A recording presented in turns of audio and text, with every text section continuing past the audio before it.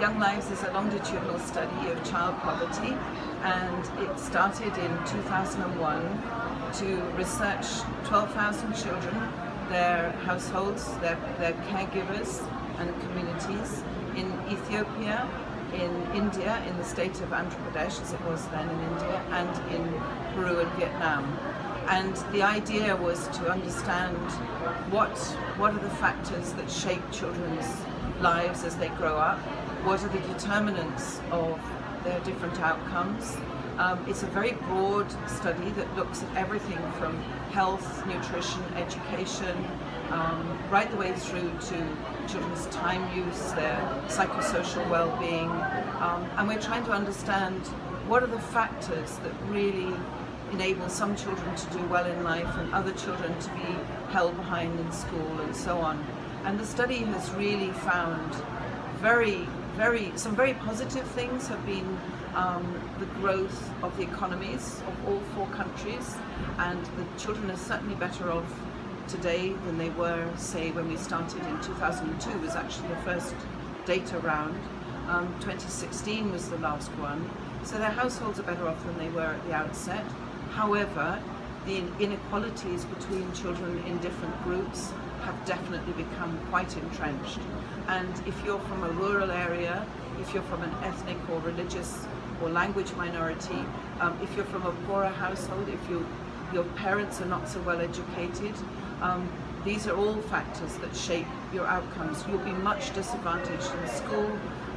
You will struggle to stay on in school. You may have more work responsibilities. You may leave school earlier than your peers. Girls are certainly worse off than boys are in India. There's a systematic bias against girls in India. But we were quite surprised to find that in Ethiopia and Vietnam, sometimes it's boys who are worse off. So boys are more likely to leave school early, particularly in rural areas, in Ethiopia, for instance, than girls are. And they don't do so well in school. They're more likely to be over the appropriate age for the grade that they're in.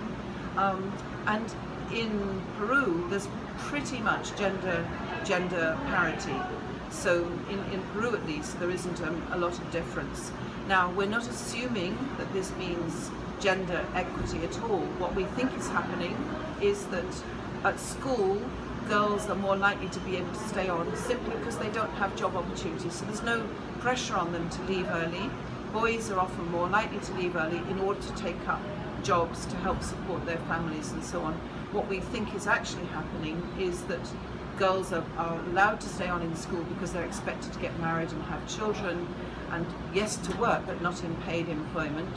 And so very likely, when we start following the young people as they go through the labour market, we'll see much, much greater gender disparities, with girls channeled into much poorer paid jobs or unpaid work, and boys and men much more likely to take better jobs and so on. We see that some children start out life very disadvantaged, particularly in terms of nutrition. And we had at the very beginning of the study quite a high rate of child stunting, which is a reflection of both very poor nutrition and also very poor quality water and sanitation. So a lot of disease, particularly diarrheal diseases. And what we were surprised by, and something that's been a major contribution of the study, is that we find that although basically undernourished children who start out life undernourished, they will do less well than other children in school. They will have lower sense of self-efficacy, self-esteem. So in other words, their psychosocial outcomes are lower than the other children. But what surprised us was some of those undernourished children were able to recover. Indeed, they recovered throughout childhood. Even into adolescence, some of them were able to recover. And those who recovered were actually managing to pretty much catch up with the peers who'd never been stunted. That made us realize that there is an opportunity for policy to invest in remedial interventions with children over time. So you don't just focus on the important, very important years of early childhood, but you also consider continuing those investments and supporting children as they enter into middle childhood, when they're at school, maybe with school nutrition programs and things like that.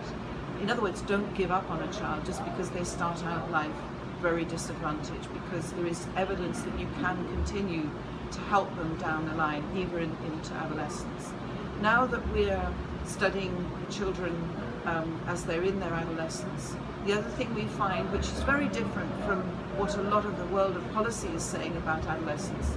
In the world of policy, adolescents are seen as risk takers, they're seen as likely to engage in unprotected sex, they're seen as likely to take drugs, and so on and so forth. There's a very strong belief that young people in adolescence need to be controlled and reined in and so on.